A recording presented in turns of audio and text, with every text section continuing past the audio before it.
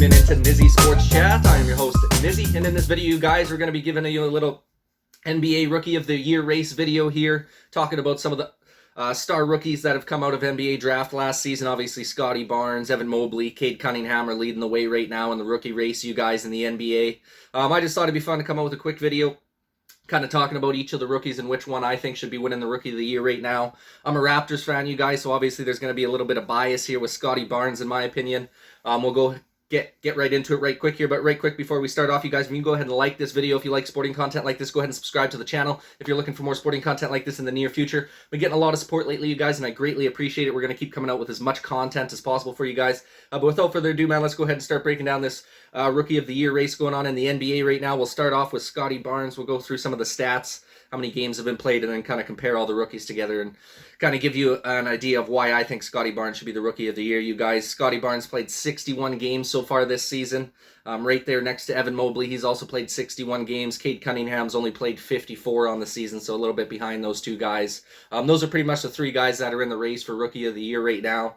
I know Jalen Green's kind of getting in there a little bit from Houston. I really don't see him making a big-time push. Same with Cade even. I know Cade's kind of in there as a throw-in right now, but this is pretty much a two-way race, in my opinion, between Scottie and Evan Mobley at the moment, you guys. So going over to Scottie Barnes' stats, you guys, he's averaging 35 minutes per game as a rookie this season. Obviously, has played a huge role on the Toronto Raptors squad. Been a pivotal key contributor to the team and our winning ways as of late, for sure. He's been taking it up to another level since that All-Star break. Has looked absolutely outstanding since the break. He's averaging 15 points per game on the season, 7.6 rebounds, so just shy of 8 rebounds a game, 3.3 assists per game, 49% shooting from the field, shooting 31% clip from three-point range, and shooting 73% from the line. So all really decent averages there. He's also got 1.2 steals per game, 0.8 blocks, so basically a block a game as well. Only turns the ball over 1.9 times per game, basically 2 times a game, which really isn't too bad because he's really been running a lot of point forward lately. Has the ball in his hands a lot. He's not one of those traditional bigs that just stays down low in the post and just waits for a pass and then goes to work. He's really a big-time facilitator for the Raptors. His assist totals have definitely jumped up in the last couple of weeks here. He's had a double game there where he had 10 assists a few games ago. So his playmaking abilities really tops in the rookie race here, in my opinion. I'd say he's probably the best playmaker out of all the guys that came out of this rookie class here. He's just absolutely outstanding with his vision on the court. He's also led the Raptors to a 39-30 record on their season. Obviously, Pascal Siakam, Fred VanVleet, guys like that have really contributed as well, Gary Trent Jr. But Scottie Barnes has definitely been a huge contributor to the Raptors' winning ways this season. Definitely don't think we'd be having as good of a record as we do right now without Scottie Barnes on the squad. He's also had 10 double-doubles on his season so far, 16 20-point games on the year as well. Just an outstanding year so far for this guy. I expect him to keep it rolling here down the stretch run of these last couple of weeks of the season here, you guys. I think we got 12 or 13 games left on the year.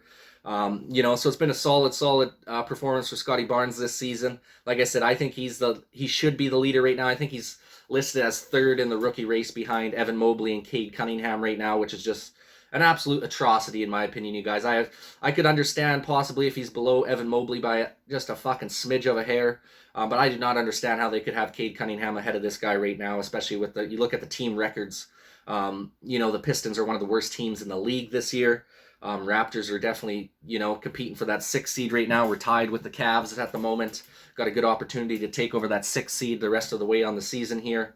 So in my opinion, like I said, I think Scottie Barnes contributed the most to a winning culture within his organization. I think he's contributed the most to helping the team get some extra wins on the year as well.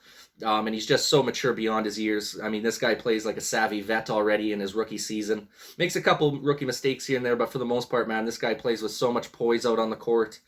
Just an absolutely outstanding talent. He's probably going to be one of the best NBA players, for the foreseeable future, for years to come here as he continues to progress and get better, on a year-to-year basis with the Raptors squad. So that's who I got for the number one right now, you guys. We'll go take a look at Evan Mobley and his stats right now. He's also, like I said, plays 61 games, same as Scottie Barnes. He averages 1 minute less than Scottie, 34 a game. He's averaging the same amount of points, 15 a game as Scottie. Pretty well the same amount of rebounds, 8 rebounds a game. He's only averaging 2.6 assists, almost 1 assist less than Scottie Barnes. 50% from the field goal range, 50% shooting clip. So he's shooting basically, like I said, the same as Scottie. Scottie's at a 49% clip, so not much different there. And shockingly on this one, you guys, he's only shooting 25% from three-point range. Scottie's at a 31% clip. And the free throw percentage as well. Evan Mobley's only shooting 67% from the free throw line. Scottie's shooting 73%. So that's actually quite impressive in my opinion for Scottie Barnes, especially because going into the draft here, you guys, Scottie was supposed to be the worst shooter out of that first 5 or 10 guys selected. That was supposed to be his big knock on his game, is that his shooting stroke was terrible. It was going to be something that was going to take a couple of years to develop.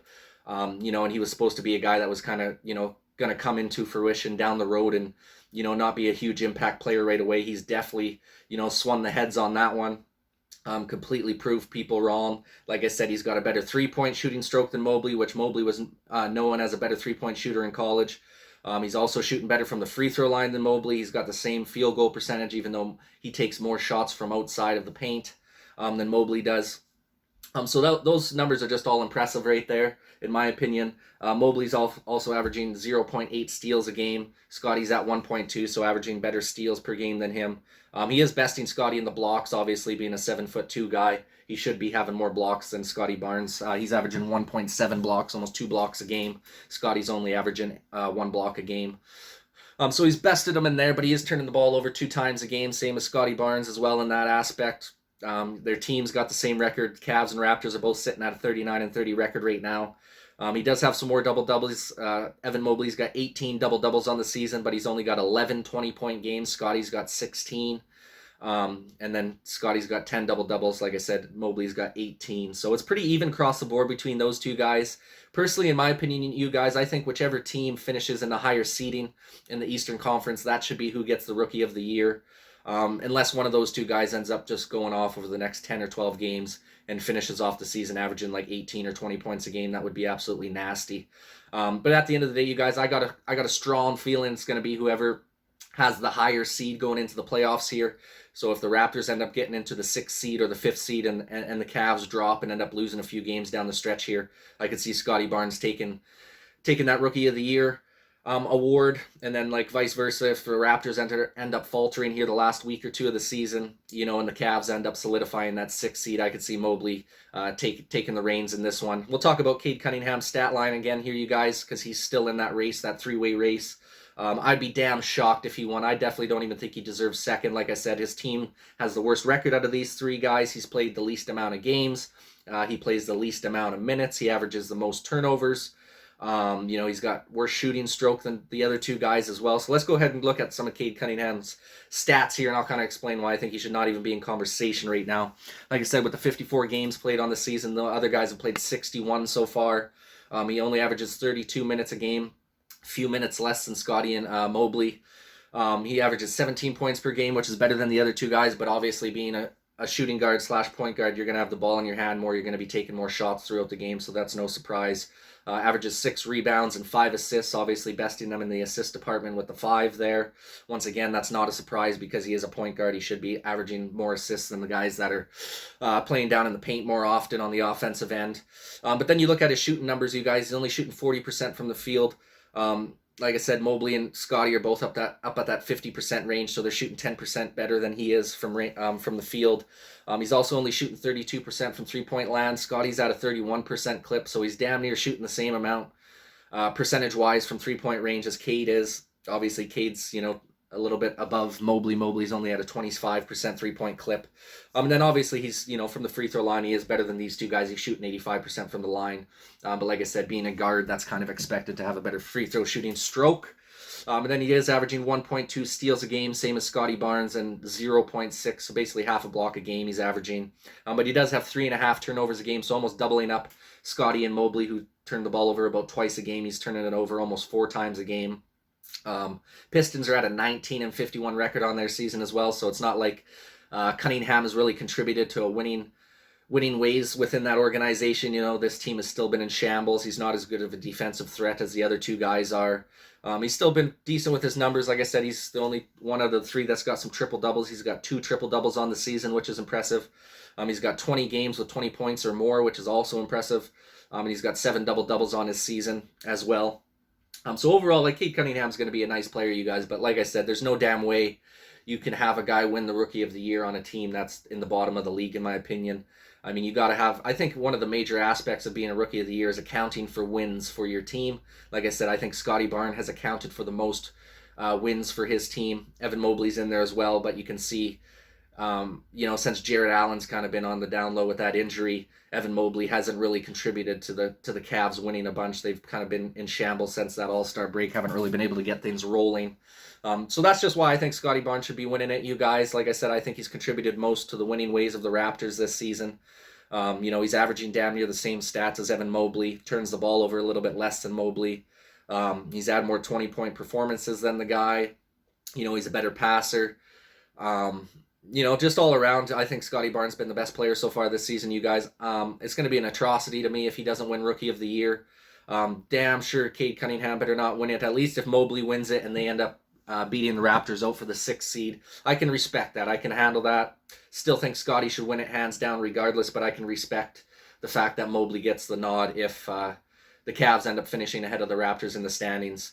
And, they pretty much got the same stat line, so you can't argue too much on that front. But that pretty well wraps her up for this one. You guys just thought I'd be come out with a quick video talking about the NBA Rookie of the Year race, who I think should be winning, and kind of talking about the top 3 guys and, where they're sitting at so far this season. So would love your guys' opinion in the comments section down below. Who do you think is going to win Rookie of the Year in the NBA this year?